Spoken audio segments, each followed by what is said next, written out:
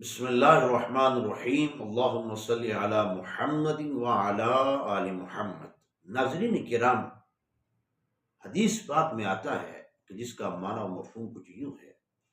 امام الانبیاء صلی اللہ تعالی علیہ وسلم نے ارشاد فرمایا کہ قرب قیامت دجال آئیں گے، کذاب آئیں گے، اور فرمایا کہ وہ تمہارے پاس ایسی احادیث لے کر آئیں گے، ایسی احادیث بیان کریں گے جس سے نہ تم نے سنا ہوگا نہ تمہارے آباء و اجداد نے سنا ہوگا۔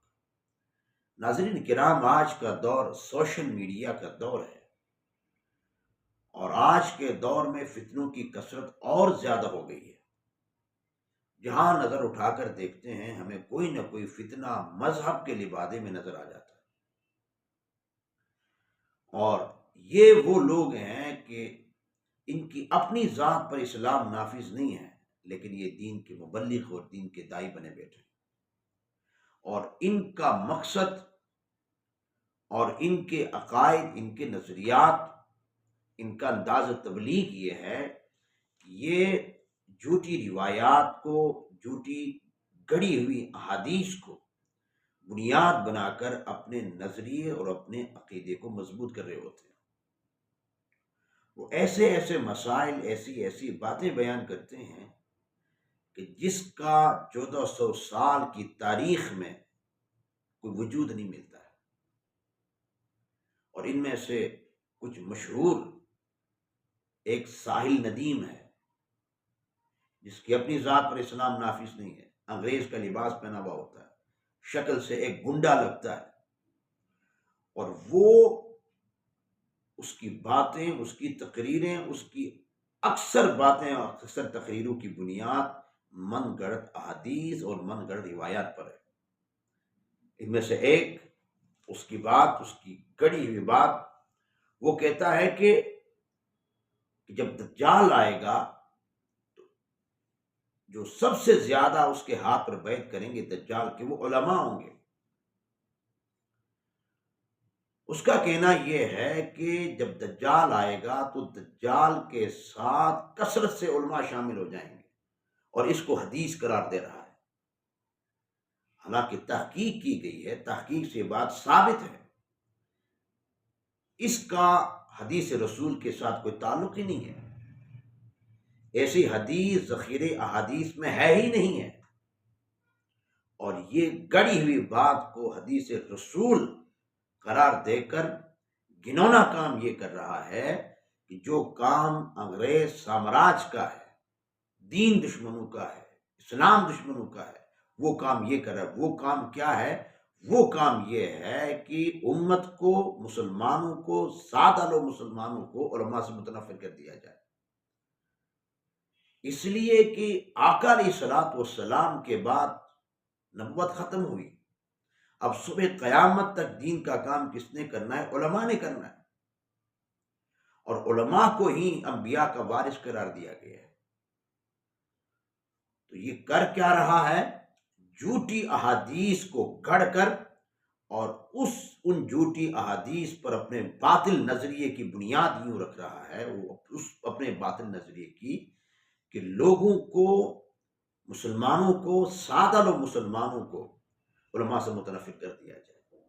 وہ ظاہر بات ہے، جب لوگ علماء سے متنفر ہو جائیں گے پھر دین سے متنفر ہو جائیں گے، جب علماء سے بیزار ہو جائیں گے تو پھر دین سے بھی بیزار ہو جائیں گے۔ اس لیے ان کے پاس دین سیکھنے کا واحد ذریعہ علماء ہی تو ہیں۔ اس کا ایک باطل اور گڑا ہوا نظریہ اور اس کی جملہ خرافات میں سے ایک غلط عمل، اس کا گنونا کام یہ ہے کہ وہ جھوٹی احادیثیں گڑھ کر اور اس پر اپنے باطل نظریے کی بنیاد رکھ رہا ہے۔ اس کی ایک خباثت یہ بھی ہے کہ یہ کہتا ہے، یہ اپنے آپ کو اتنا متقی، پرہیزگار اور دیندار سمجھتا ہے، کہتا ہے کہ اس وقت اتنی جہالت پھیل چکی ہے کہ پوری امت میں کوئی انسان مومن ہے ہی نہیں، یعنی ایک جھٹکے میں اس نے پوری امت مسلمہ کو ایمان سے، دینداری سے، پرہیزگاری سے اور دین کی حقیقی تعلیمات پر عمل پیرا ہونے سے نکال دیے۔ حالانکہ یہ تو ایک حقیقت ہے، ہر دور میں صاحبان تقوی، صاحبان ایمان موجود ہوں گے، تو پوری امت مسلمہ سے ایمان کی نفی کرنا اس کی جہالت کی انتہا اور گھنونے اس کی سازش سے نقاب اٹھتا ہوا نظر آتا ہے۔ اور ناظرین کرام، اسی طرح ایک شخص ہے جس کا نام جاوید غامدی ہے، یہ بھی اپنے سوا کسی کو درست نہیں سمجھتا ہے، اور اس کے عقائد اور اس کے نظریات دین کی حقیقی تعلیمات سے، دین کے بنیادی عقائد سے، اجماع امت سے بالکل خلاف ہے، بلکہ اس کے جو عقائد ہیں، اس کے جو نظریات ہیں، براہ راست دین کے اور شریعت کے احکام سے براہ راست ٹکراتے ہیں۔ یعنی اس کی اپنی ایک شریعت ہے، اس کی اپنی ایک دینداری ہے، اس کا اپنا ایک گڑا ہوا اسلام ہے، الیاذ باللہ۔ اور اس کی خرافات میں سے چند ملاحظہ فرما لیں۔ اس کی جہالت یہ ہے کہ یہ کہتا ہے کہ جانوروں کی حلت و حرمت کا معیار یہ شریعت نہیں ہے، دین نہیں ہے، قرآن و سنت نہیں ہے، یہ حلت و حرمت کا معیار عقل انسانی اور فطرت انسانی ہے۔ یعنی جو جانور ہیں دنیا کے اندر، ان کی حلت و حرمت، اس کا دین کے ساتھ، قرآن کے ساتھ، سنت کے ساتھ کوئی تعلق نہیں ہے، یہ انسانی فطرت کے ساتھ ہے۔ یعنی انسانی فطرت جس کو درست سمجھے اس کو استعمال کر سکتی، جس کو غلط سمجھے اس کو چھوڑ سکتی ہے۔ یعنی انسانی فطرت جس کو غلط قرار دے وہ غلط ہے، جس کو صحیح قرار دے وہ صحیح ہے۔ حالانکہ یہ اس کا جو عقیدہ ہے، اس کا یہ جو نظریہ ہے، براہ راست قرآن سے، حدیث سے ٹکراتا ہے، اس لیے کہ قرآن کے اندر، حدیث کے اندر جو کچھ حرام تھا واضح طور پر بیان کیا گیا ہے، واضح طور پر بیان کیا گیا۔ حرمت علیکم المیتۃ والدم ولحم الخنزیر۔ اسی طرح قرآن حدیث کے اندر جو حرام جانور ہیں ان کو بیان کیا گیا، اور حلت و حرمت کا معیار یہ دین ہے، یہ شریعت ہے۔ یہ حرام و حلال قرار دینا یہ انسان کا کام نہیں ہے، یہ شریعت کا کام ہے، یہ اللہ اور اس کے رسول کا کام ہے۔ اگر یہ کہا جائے کہ حلت و حرمت کا تعلق عقل انسانی سے، اسلام سے نہیں ہے، تو پھر اسلام کا معنی ہی ختم ہو جاتا ہے، پھر دین کا تصور ہی ختم ہو جاتا ہے۔ تو اس کا یہ عقیدہ کیا ہے؟ براہ راست قرآن سے اور حدیث سے ٹکراتا ہے۔ اگر یہ کہا جائے تو معاذ اللہ، تو پھر ایک دروازہ کھل جائے گا نیا، کئی شریعتوں کا دروازہ کھل جائے گا۔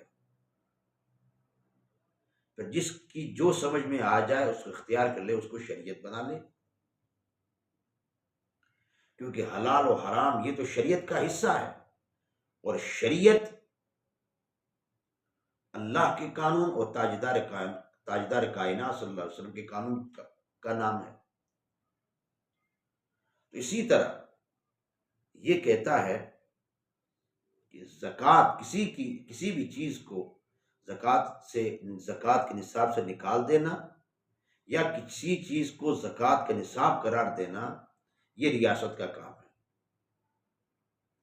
یعنی زکوٰۃ جو اسلام کا ایک بنیادی رکن ہے، ارکان اسلام میں سے ایک رکن ہے، وہ کہتا ہے کہ اس رکن کی بنیاد اور اس کے اندر کمی بیشی یہ ریاست کر سکتی ہے۔ حالانکہ یہ بھی اس کی بات، اس کا عقیدہ، یہ نظریہ براہ راست قرآن سے اور حدیث سے ٹکراتا ہے، اس لیے کہ زکوٰۃ کا نصاب شریعت میں بیان کیا گیا ہے، قرآن میں بیان ہے، حدیث رسول میں بیان ہے۔ اللہ نے فرمایا کہ زکوٰۃ ادا کیا کرو، اور زکوٰۃ کتنی دینی ہے اس کی تشریح حدیث رسول میں موجود ہے۔ اگر ہم یہ کہیں کہ کمی بیشی ریاست کر سکتی ہے، تو اس کا معنی یہ ہوگا کہ پھر یہ تو دین اکبری ہو گیا۔ وہ زکوٰۃ جو شریعت کا ایک حکم ہے، ایک رکن ہے، جب اس میں شرک ریاست کمی بیشی کر سکتی ہے، پھر اور بھی احکام میں ریاست کمی بیشی کر سکتی ہے۔ اس کا مطلب یہ ہے، اس کا معنی یہ ہے کہ شریعت نے جو نصاب زکوٰۃ کا بیان کیا ہے، کوئی فرد کوئی ریاست اس میں کمی بیشی نہیں کر سکتی ہے۔ اگر ریاست اس میں کمی بیشی کرے گی تو پھر کیا ہوگا؟ دین پر، شریعت پر زیادتی لازم آ جائے گی۔ یہاں سے بھی یہ بات ہوتی ہے کہ پھر تو شریعت اور دین کا معنی ہی کوئی نہیں رہ جاتا ہے، پھر تو وہی آسمانی جو کتابیں جو منحرف ہوئی تھیں وہ والا سسٹم آ جائے گا۔ جس چیز کو طبیعت اور ریاست افراد درست سمجھے اس کو شریعت کا حصہ بنا دے، داخل کر دیں۔ حالانکہ شریعت تو قرآن و سنت کا نام ہے، اس کو واضح طور پر بیان کیا گیا، اس میں اس کی تشریح ہو سکتی، کمی بیشی نہیں ہو سکتی۔ اسی طرح اس کا ایک عقیدہ اور نظریہ یہ ہے کہ کہتا ہے کہ داڑھی رکھنا یہ کوئی دین کا حکم نہیں ہے، اس کو بھی اس نے انسانی طبیعت پر رکھ دیا۔ حالانکہ اس عقیدے، اس نظریے سے حدیث رسول کا صریح انکار لازم آتا ہے، کیونکہ حدیث رسول میں موجود ہے جس کا مفہوم یہ ہے کہ امام الانبیاء نے داڑھی کو بڑھانے کا حکم ارشاد فرمایا۔ ارے رسول کا حکم دین نہیں تو پھر دین کس چیز کا نام؟ جب امام الانبیاء خود اپنی مبارک زبان سے ارشاد فرما رہے ہیں کہ داڑھی کو بڑھاؤ، یہ حکم ہے، اور پوری امت کے علماء کا اس بات پر اتفاق ہے کہ ایک مٹھی کے برابر داڑھی رکھنا یہ واجب ہے، رسول اللہ کا حکم ہے صلی اللہ علیہ وسلم۔ تو یہ بات کہنا یہ کیا ہے؟ حدیث رسول کا انکار ہے۔